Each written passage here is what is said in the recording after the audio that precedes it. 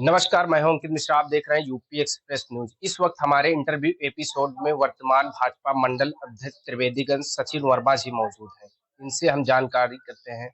सबसे पहले आपका यूपी एक्सप्रेस न्यूज में स्वागत है। बहुत बहुत धन्यवाद आपके चैनल के माध्यम से जो आज मुझे बोलने का मौका मिल रहा है।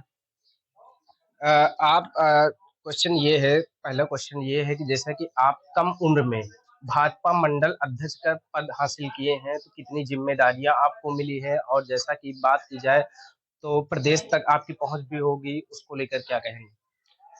सबसे पहली बात है कि भारतीय जनता पार्टी कार्यकर्ता बेस्ड पार्टी है। हमेशा कार्यकर्ताओं को सम्मान दिया जाता है और मुझ जैसे कार्यकर्ता को भारतीय जनता पार्टी का जो मंडल अध्यक्ष तक जो एक कार्यक्रम जारी रहा मेरे द्वारा, हमने देखा है कि जो कार्यकर्ता संघर्ष करता है किसी भी पद का और किसी भी अ, लालच लोभ का मोहताज नहीं रहता है। हम लोग भारतीय जनता पार्टी में पद के लिए नहीं, पार्टी को मजबूत करने के लिए काम करते हैं। जैसा कि उत्तर प्रदेश के मुख्यमंत्री योगी आदित्यनाथ लगातार भ्रष्टाचारियों को लेकर सख्त निर्देश दे रहे हैं कि भ्रष्टाचार खत्म हो चुका है, तो आपके मंडल त्रिवेदीगंज क्षेत्र में क्या कुछ है?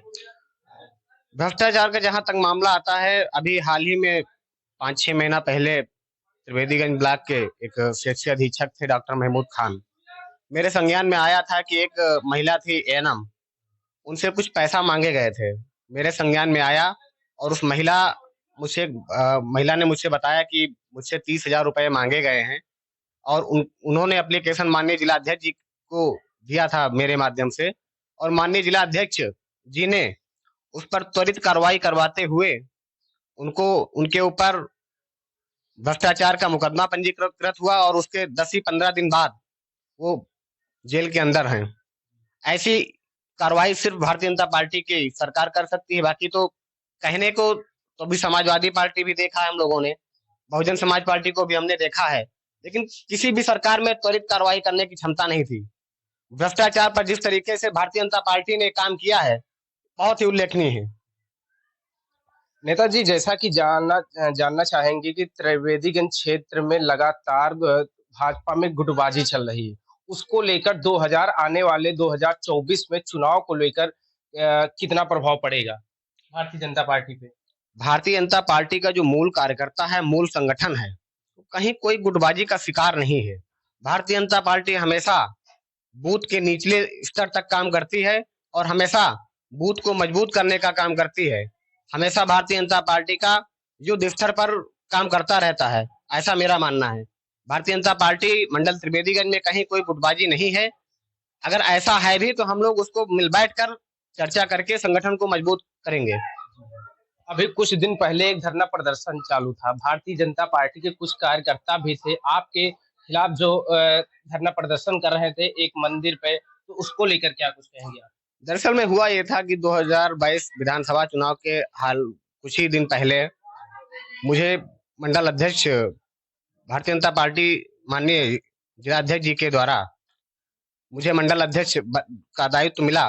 उसके पहले जो पूर्व के मंडल अध्यक्ष थे, मैं उनका नाम लेना नहीं चाहता हूं, लेकिन उन्हीं के कुछ पुराने कार्यकर्ताओं के द्वारा जिनको उन्होंने कुछ लालच लोभ के कारण दायित्व दे दिया था, और वही कार्यकर्ता 2022 के चुनाव में पुरजोर विरोध किए। कोई समाजवादी में चला गया तो कोई कांग्रेस पार्टी में चला गया, और आज जो पिछले कार्यकाल में वो कर रहे थे, केवल लाइट बेचने का काम, कहीं नल बेचने का काम, कहीं आवास देने के नाम पर पैसा पैसा ठगी का काम करते थे, तो कहीं नौकरी के नाम पर ठगी का काम करते थे। ऐसे लोग भारतीय जनता पार्टी को बदनाम करने की कोशिश कर रहे हैं। ऐसा कहीं कोई किसी भी कार्यकर्ता में ऐसा कुछ है ही नहीं है।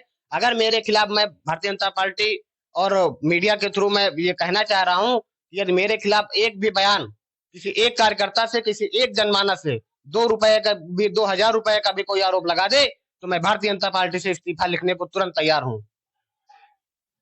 जैसा कि अगर बात की जाए विकास के मुद्दों को लेकर, तो आपके क्षेत्र त्रिवेदीगंज में कितना विकास हुआ है और कितना विकास होना बाकी है, उसको लेकर क्या कुछ तैयारियां चल रही हैं? विकास के मामले में त्रिवेदीगंज में चौमुखी विकास हो रहा है। जहां तक मेरा मानना है कि माननीय लोकप्रिय सांसद आदरणीय उपेंद्र सिंह रावत जी को हमने 3 रोडों को बनवाने के लिए एक पत्र लिखा था, जिसमें माननीय सांसद जी ने प्रधानमंत्री ग्राम सड़क योजना के तहत 3 रोडें स्वीकृति करवाई हैं, जिनका शिलान्यास हो चुका है और अभी दहिला पोखरा मार्ग लगभग 24 करोड़ की लागत से बन भी रही है और एक मोदुपुरवा से मज्जोपुर मार्ग भी इसी तरीके से बराबर कार्य प्रगति पर चल ही रहा है और तीसरी रोड मकनपुर से मौलाबाद जो हमारे गांव को आती है, इस पर अभी काम शुरू नहीं हो पाया है किसी कारण, लेकिन हो सकता है इस पर भी काम जल्द से जल्द शुरुआत होगा। 57 करोड़ की लागत से त्रिवेदीगंज ब्लॉक में ये बहुत ही बड़ा कार्य होने जा रहा है माननीय लोकप्रिय सांसद उपेंद्र सिंह रावत जी के द्वारा। अगर आप बता रहे हैं भ्रष्टाचार खत्म, अभी हाल ही में एक रोड बन रही, सड़क बन रही जिसका निर्माण चालू है, उसमें नाले में जमकर जो भ्रष्टाचारी हो रही है, उसको लेकर क्या कहेंगे? उस नाली को कुछ कार्यकर्ताओं के द्वारा और हमने भी जाकर देखा था, तो उसमें कुछ पीली ईंट और कुछ मसाला जो गड़बड़ लग रहा था, उसके लिए मैं माननीय जिलाधिकारी बाराबंकी जी को पत्र लिखा है और आपके मीडिया के माध्यम से उसको प्रमुखता से उस खबर को छापा भी गया है और मैं उम्मीद करूंगा कि जल्द से जल्द उस पर कार्रवाई होगी और मैं इसके लिए यशस्वी विधायक और माननीय सांसद दोनों लोगों से बात करके उस पर कार्रवाई करवाने का प्रयास करूंगा। जैसा कि जानने की कोशिश ये करेंगे, आप कम उम्र में मंडल अध्यक्ष बने हैं और काफी जिम्मेदारी भी आपके पास है, तो जैसा कि राजनीति में आप कब से उतरे? राजनीति में मैं 2017 के चुनाव से हूँ, उसके पहले मैं पशु डॉक्टर रहा हूँ, उसके बाद मैं बीटीसी 2014 का प्रशिक्षु भी रहा हूँ, मैं टीटी क्वालिफाइड हूँ। उसके बाद मुझे, जब मैं पशु डॉक्टर था तो मुझे समाज सेवा का एक अलग से करने का अनुभव मिला कि मैं समाज के लिए कुछ नया करूं, उसके लिए मैं राजनीति में आया और राजनीति में आने के बाद मैंने भारतीय जनता पार्टी के संगठन में मैं मंडल का उपाध्यक्ष रहा। मंडल के उपाध्यक्ष के काम के दायित्व पर काम करते करते मैं फिर मंडल का महामंत्री बना और महामंत्री बनने के बाद मैं जिला का उपाध्यक्ष किसान मोर्चा भी रहा।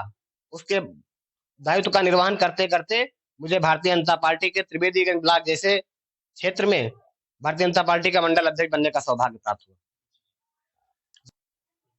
जैसा कि देखिए हमारे इंटरव्यू एपिसोड में मंडल अध्यक्ष ने बताया कि कम उम्र में इन्होंने जो है बहुत बड़ी-बड़ी जिम्मेदारियां हासिल की हैं और काफी जिम्मेदारियों को देखते हुए इन्होंने अपना कार्यभार संभाला है और पूरी जिम्मेदारी भी अपनी बताई है। बाराबंकी से अंकित मिश्रा।